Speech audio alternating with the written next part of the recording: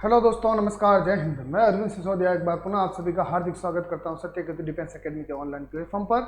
दोस्तों, आज हमारा जो टेस्ट पेपर सॉल्यूशन है वो 18वें नंबर का टेस्ट पेपर सॉल्यूशन है जो आपको ऐप पर प्रोवाइड करवाया हुआ है। वहां से आप अवश्य रूप से टेस्ट दें और इसका सॉल्यूशन प्रत्येक दिन हमसे ले सकते हैं। ठीक है दोस्तों, तो आप सभी इन सबसे पहले लाइव क्लास को ज्वाइन करें, शेयर करें, कमेंट करें, कमेंट बॉक्स में अवश्य रूप से जय हिंद लिखे प्रश्न पढ़े तथा इसका उत्तर देने का प्रयास करें। प्रश्न क्या है, किस प्रकार से होंगे? 15 प्रश्न होंगे, 4 ऑप्शन होंगे। 4 ऑप्शन में से हमें प्रत्येक ऑप्शन का करेक्ट सही विकल्प चुनना है।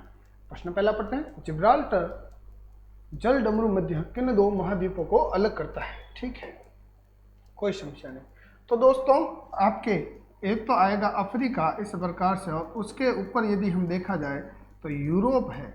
अफ्रीका और यूरोप, और इनके बीच जो जल डमरू मध्य है वो है आपका जिब्राल्टर। ठीक है, तो कभी कभी आपसे महाद्वीप पूछेगा और कभी कभी आपसे क्या पूछेगा, ये पूछेगा, देश भी पूछ सकता है। ठीक है, तो ये हो जाएगा आपके जिब्राल्टर।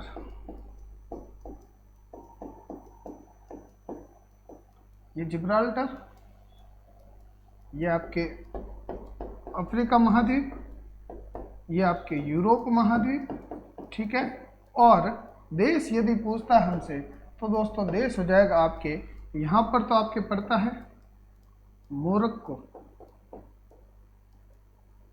मोरक्को यहाँ पड़ता है स्पेन।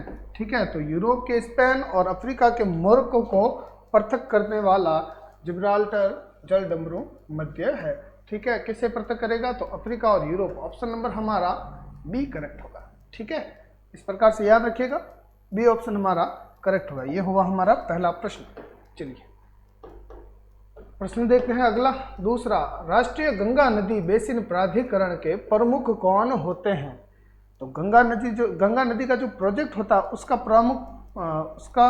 प्रमुख कौन होता है? ठीक है, ऑप्शन ए में दिया हुआ गृह मंत्री, बी में दिया हुआ राष्ट्रपति, सी में दिया हुआ पर्यावरण मंत्री और डी में दिया हुआ है प्रधानमंत्री। तो दोस्तों, ये राष्ट्रीय नदी जो है हमारी वो कौन सी है? गंगा नदी है। और गंगा नदी का जो प्रमुख होगा, गंगा नदी प्राधिकरण का जो प्रमुख होगा वो आपके प्रधानमंत्री होगा। ऑप्शन नंबर डी हमारा करेक्ट होगा। चलिए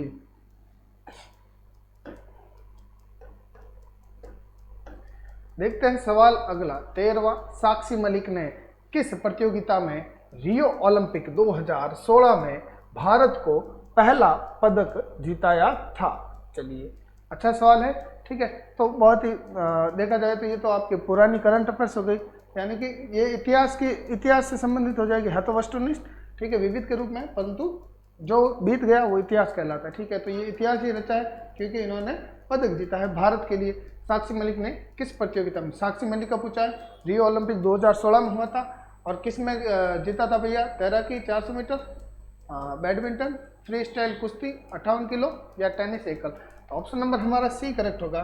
फ्री स्टाइल कुश्ती 58 kg के भारोत्तोलन कुश्ती में आपके साक्षी मलिक ने पदक जीता था, भारत को पदक दिलाया था। ऑप्शन नंबर सी करेक्ट होगा। ओके, आगे बढ़िए, अगला सवाल देखिए। प्रश्न संख्या 4। किस स्वतंत्रता सेनानी को पंजाब केसरी के नाम से जाना जाता है? जल्दी से कमेंट करते रहिए आप, कमेंट में कोई देरी नहीं होनी चाहिए। ठीक है, अब रोज रोज कमेंट पढ़ना मेरी आदत है नहीं, क्योंकि रोज रोज कमेंट पढ़ते हैं, समय भी खराब होता है, कोई मतलब है नहीं, और उस समय को बचाकर आप दूसरी क्लासें भी ले सकते हैं। ठीक है, इसलिए कमेंट पढ़ना अवश्य नहीं है। आपको करना क्या है, सीधा सीधा उत्तर कमेंट करते जाइए, क्योंकि आपकी तैयारी बहुत मजबूत हो चुकी है अब तक। पंजाब केसरी के नाम से बाल Gangadhar Lala Lajpat Rai, option number B correct हुआ। लाला लाजपत राय को पंजाब केसरी के नाम से जाना जाता है। अगला सवाल देखिए भैया, प्रश्न संख्या 5। रांची निम्न में से किस राज्य की राजधानी भैया? ठीक है,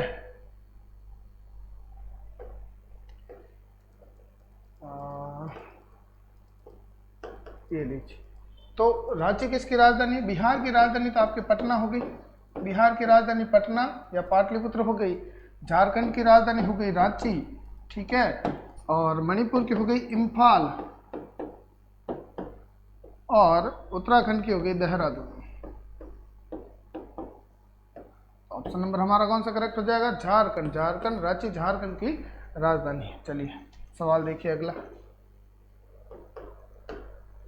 प्रश्न संख्या 6, भारत निम्न में से किसका सदस्य नहीं है? तो सार्क, ब्रिक्स और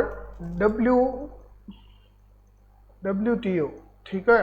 तो भारत इसमें से आसियान का सदस्य नहीं है, ठीक है। ऑप्शन नंबर ए हमारा करेक्ट होगा। भारत किसका सदस्य नहीं है भैया?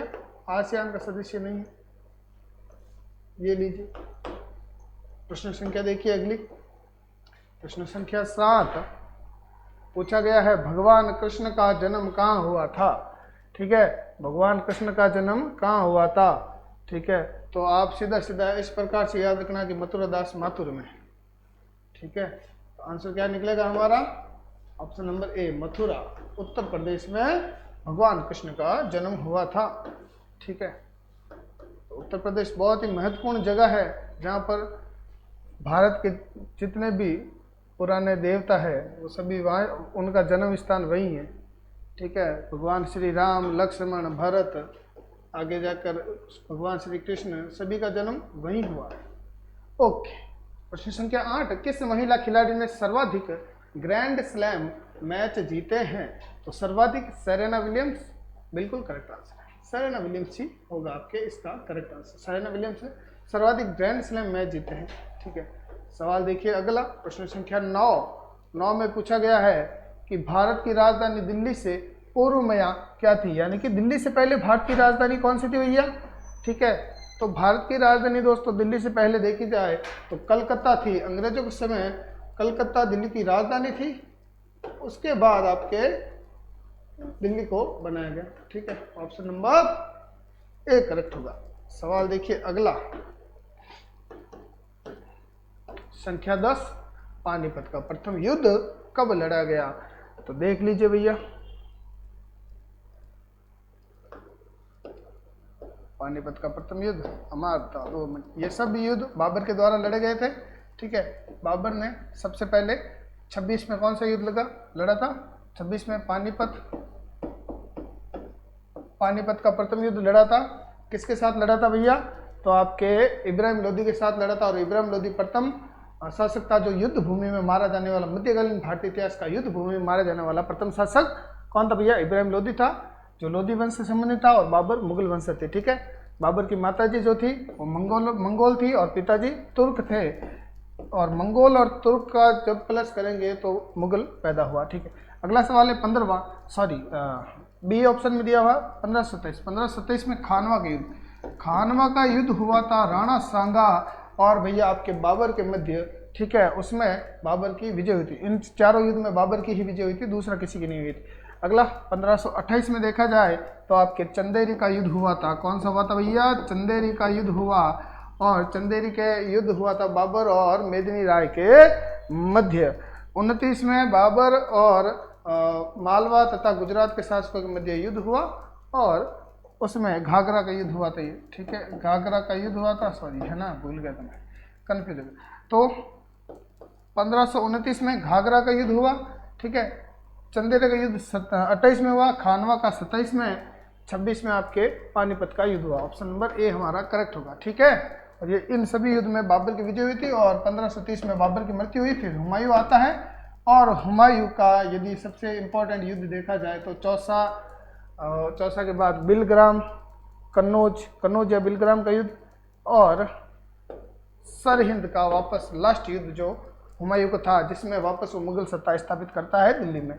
15 साल के लिए वो बाहर रहता है, सिंध में रहता है, वहाँ पर शादी करता है, शादी करके बच्चे पैदा करता है, यहाँ आता है, फिर वापस युद्ध करता है सिकंदर शाह सूर से। सिकंदर सूर से युद्ध करता है कौन? हुमायूं युद्ध करके क्या करता है भैया? हुमायूं युद्ध करके वापस जीत जाता है दिल्ली को। अगला सवाल है सौरमंडल का सबसे बड़ा उपग्रह कौन सा? सबसे बड़ा उपग्रह सौरमंडल का हो जाएगा, देखो ग्रह तो सबसे बड़ा हो गया बृहस्पति, डिमोस सबसे छोटा हो गया, शनि का सबसे बड़ा उपग्रह टाइटन हो गया और गैनीमेड आपके बृहस्पति का ही उपग्रह है जो सबसे बड़ा उपग्रह है सौरमंडल का। अगला सवाल देखिए भैया, सबसे छोटा उपग्रह कौन सा है? बृहस्पति, शनि, बुध या अरुण? इसमें छोटा उपग्रह तो एक भी दिया हुआ नहीं है, सारे ग्रह दिए हुए हैं, परंतु कोई नहीं, मैं अभी लिख देता हूँ, 2 मिनट का समय लगेगा मुझे।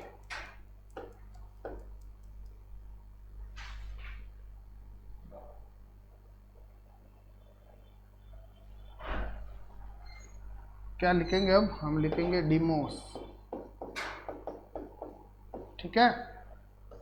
ये लीजिए, ऑप्शन नंबर हमारा सी करेक्ट हो जाएगा। सौरमंडल का सबसे छोटा उपग्रह कौन सा हो जाएगा, डिमोस। प्रश्न संख्या देखिए अगली 13वीं, मौसमी घटनाएं किस मंडल में होती है। तो मौसमी घटनाएं आपके सौर मंडल में होती है। बादल का बनना, बिजली कड़कना, आंधी, धूल, तूफान, ये सारे आपके कहाँ पर आते हैं, सौर मंडल में आते हैं। समताप मंडल आपके वायुयान के लिए आदर्श होता है और मध्य मंडल में ओजोन परत पाई जाती है। ऑप्शन नंबर हमारा ए करेक्ट होगा, ठीक है। सवाल देखिए 14, ऑस्कर पुरस्कार किस क्षेत्र में दिया जाता है। ये प्रश्न बार बार आ चुका है और इसका उत्तर आपको याद हो गया और आपने रट भी लिया होगा। ऑस्कर पुरस्कार दिया जाता है सिनेमा के क्षेत्र में। ऑप्शन नंबर हमारा ए करेक्ट हो जाएगा। सवाल देखिए अगला, प्रश्न संख्या 15, लास्ट सवाल है आपका। कांग्रेस की स्थापना कब हुई थी भैया, 1885, 1879, 1906 या इनमें से कोई नहीं, ठीक है। तो आपके कांग्रेस की स्थापना तेजपाल संस्कृत महाविद्यालय बम्बई में 1885 में हुई थी, ठीक है। और व्योमेश चंद्र बनर्जी पहले क्या थे भैया, आपके अध्यक्ष थे। और इसके स्थापना किसने की थी, तो ए.ओ. ह्यूम ने की थी। दादा भाई नौरोजी ने कांग्रेस, भारतीय राष्ट्रीय कांग्रेस नाम दिया था, ठीक है। ये हुआ आपका सेशन समाप्त। चलिए दोस्तों, कल पुनः इसी समय आपसे मुलाकात करेंगे। तब तक के लिए धन्यवाद। जय हिंद और जय भारत।